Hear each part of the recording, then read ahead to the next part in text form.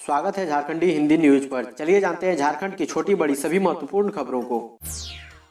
हेमंत सोरेन ने कहा, झारखंड की बच्चियां स्वास्थ्य के क्षेत्र में अलग पहचान बनाएगी। मुख्यमंत्री हेमंत सोरेन ने बुधवार को चान्हो नर्सिंग कौशल कॉलेज की छात्राओं के बीच नियुक्ति पत्र का वितरण किया। यह कॉलेज अनुसूचित जनजाति, अनुसूचित जाति, अल्पसंख्यक एवं पिछड़ा वर्ग कल्याण विभाग की एसपीवी प्रेझा फाउंडेशन द्वारा संचालित है। प्रोजेक्ट भवन में आयोजन समारोह में मुख्यमंत्री ने ANM का प्रशिक्षण प्राप्त कर चुकी महिलाओं से कहा कि वह प्रशिक्षण पूरा हुआ जिसकी परिकल्पना की थी। बतौर नर्स इनकी नई जिंदगी की शुरुआत हो रही है। देश के विभिन्न राज्यों में स्वास्थ्य के क्षेत्र में एक नई कड़ी के रूप में जुड़कर सभी महत्वपूर्ण भूमिका निभाएगी। भविष्य को सुनहरा बनाने में यह प्रशिक्षण मील का पत्थर साबित होगा।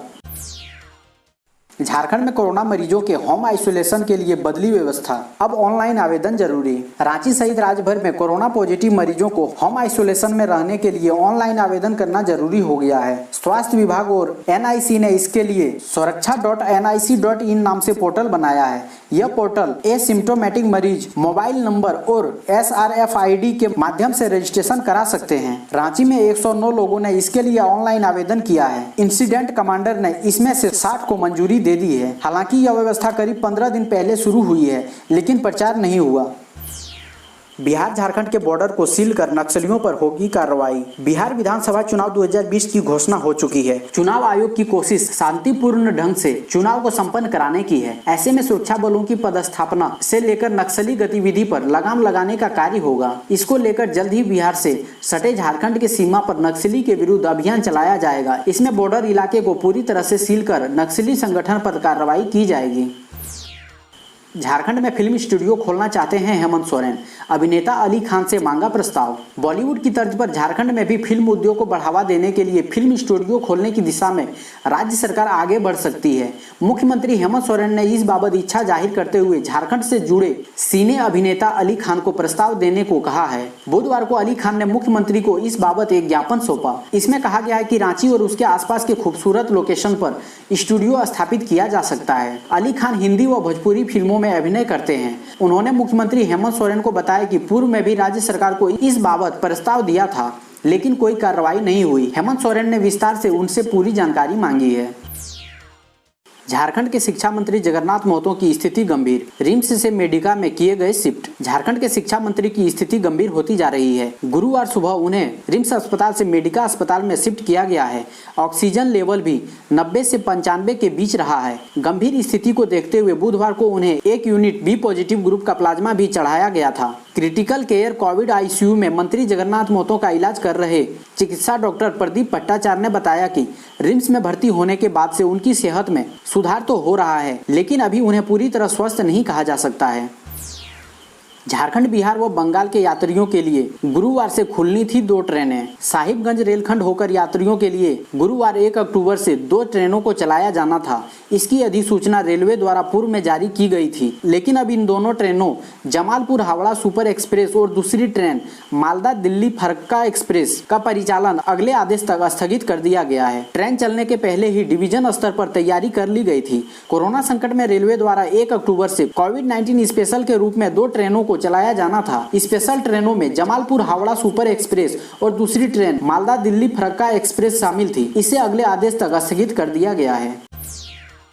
रांची और हटिया से जयनगर एक्सप्रेस, गरीब रथ समेत 10 जोड़ी ट्रेनों पर यह है लेटेस्ट अपडेट। भारतीय रेलवे झारखंड को बिहार और नेपाल से जोड़ने वाली जयनगर एक्सप्रेस समेत कई ट्रेनों का परिचालन शुरू होने जा रहा है। जिन ट्रेनों की शुरुआत होने जा रही है उसमें कोलकाता जाने वाली क्रिया योगा एक्सप्रेस, नई दिल्ली जाने वाली गरीब रथ एक्सप्रेस, पटना जाने वाली जनशताब्दी एक्सप्रेस शामिल है। इतना ही नहीं, राजधानी रांची को उप राजधानी दुमका से जोड़ने वाली इंटरसिटी एक्सप्रेस भी पटरी पर दौड़ते हुए नजर आएगी। कोरोना वायरस के संक्रमण की वजह से केंद्र सरकार ने लॉकडाउन लगाया और भारतीय रेलवे के इतिहास में पहली बार ट्रेनों के पहिए थम गए। अब जबकि पूरा देश धीरे धीरे अनलॉक हो रहा है, त्योहारी सीजन को देखते हुए रांची और हटिया से कई जगहों के लिए ट्रेनें शुरू होने जा रही है। रांची से कोलकाता, नई दिल्ली, जयनगर, पटना और दुमका के लिए शीघ्र ही ट्रेन सेवाएं शुरू कर दी जाएगी।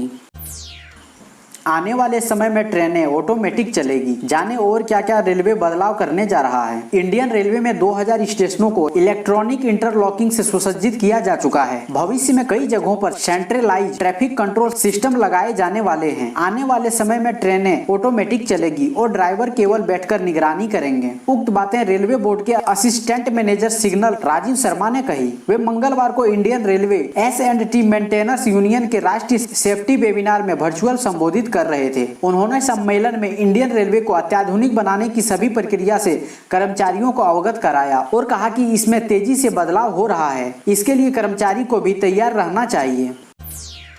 हाथरस घटना पर बोले सीएम, ऐसी घटनाओं का निकले कठोर हल, चिंतन की जरूरत। हाथरस घटना को लेकर सीएम ने कहा कि ये पहली घटना नहीं है, ऐसी घटना पहले भी घटी है। ये घटना काफी दुखद है, मर्माहत करने वाली है। इस विषय पर देश में सोशल मीडिया में विगत दिनों से यही प्रमुख खबर है। उन्होंने आगे कहा, मुझे लगता है ऐसी घटना क्यों होती है, इस तरह की घटना रोकने के लिए क्या होना चाहिए कि घटना ना हो, इस पर गहराई से चिंतन की आवश्यकता है। घटना किसी के लिए भी हो, गंभीरता के साथ इस विषय को देखने की आवश्यकता है। इसका ऐसा हल निकालना चाहिए कि ऐसी घटना देश में ना हो।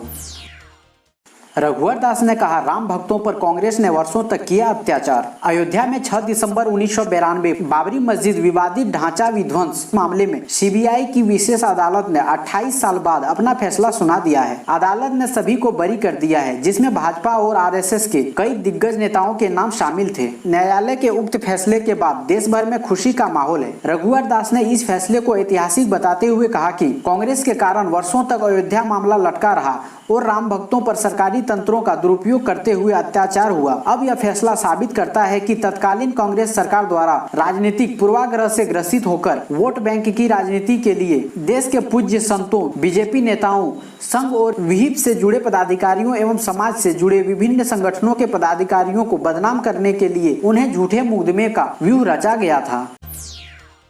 दूसरा धूम्रपान मुक्त जिला घोषित हुआ बोकारो, दुकानदारों को मिलेगा लाइसेंस। झारखंड के बोकारो उपायुक्त राजेश सिंह की अध्यक्षता में जिला तंबाकू नियंत्रण समन्वयक समिति की बैठक का आयोजन किया गया। बैठक में बोकारो जिले को धूम्रपान मुक्त जिला घोषित किया गया। जिले के सभी वरीय पदाधिकारियों द्वारा धूम्रपान मुक्त घोषणा पत्र पर हस्ताक्षर किया गया तथा उपायुक्त द्वारा संपूर्ण जिले को धूम्रपान मुक्त बनाए रखने की अपील की गई।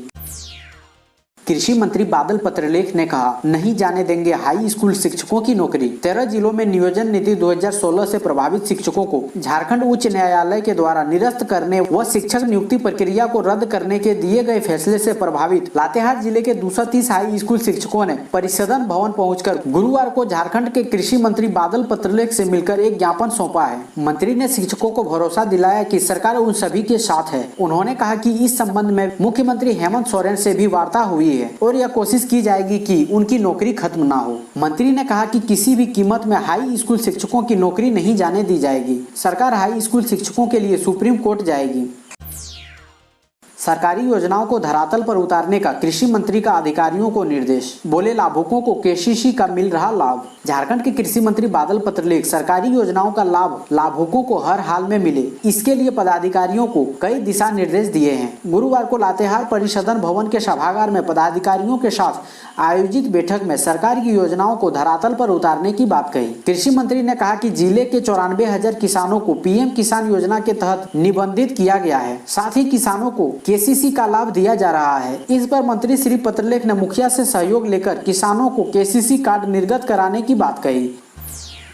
बिजली बिल में हो सकती है 5% की बढ़ोतरी, महंगी होने पर शुरू सियासत। झारखंड में विद्युत नियामक आयोग जल्दी ही बिजली के नए टैरिफ का ऐलान कर सकती है। नए टैरिफ के ऐलान में 1 सप्ताह का वक्त लग सकता है। झारखंड विद्युत निगम झारखंड में 20% तक बिजली बिल में बढ़ोतरी चाहती है और इसका प्रस्ताव दिया है। हालांकि अब जो अंदर खाने जानकारी मिल रही है कि नियामक आयोग 1 से 5% तक बिजली बिल बढ़ोतरी कर सकती है। बिजली बिल के महंगे हो जाने के संकेत के बाद झारखंड में आरोप प्रत्यारोप की सियासत भी शुरू होने लगी है। बीजेपी ने कहा कि बिजली बिल बढ़ाने का सोचना भी जनता के प्रति अन्याय का घोतक है। आज के दिन बिजली बिल खुद बहुत ज्यादा है, ऐसे में जनता पर और बोझ डालना जनता पर अन्याय होगा।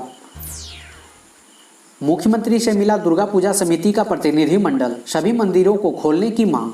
रांची महानगर दुर्गा पूजा समिति का एक प्रतिनिधि मंडल गुरुवार को मुख्यमंत्री हेमंत सोरेन से मिला। प्रतिनिधि मंडल ने सरकार द्वारा दुर्गा पूजा महोत्सव को लेकर तैयार किए जा रहे गाइडलाइन को आम लोग और यहाँ की परंपरा और संस्कृति को ध्यान में रखकर जारी करने की मांग की। प्रतिनिधि मंडल ने मुख्यमंत्री को बताया कि इस बार कोविड-19 को देखते हुए सभी पूजा पंडाल के संचालक विशेष सतर्कता बरत रहे हैं। पंडालों का आकार छोटा कर दिया गया है। पंडाल के अंदर दर्शनार्थियों को आने और निकलने में परेशानी न हो, इसलिए काफी जगह रखा जाएगा ताकि सोशल डिस्टेंसिंग का भी पालन हो सके। मुख्यमंत्री ने उन्हें दुर्गोत्सव के आयोजन के लिए शुभकामनाएं दी और उनकी मांगों पर गंभीरता पूर्वक विचार करने का भी भरोसा दिया।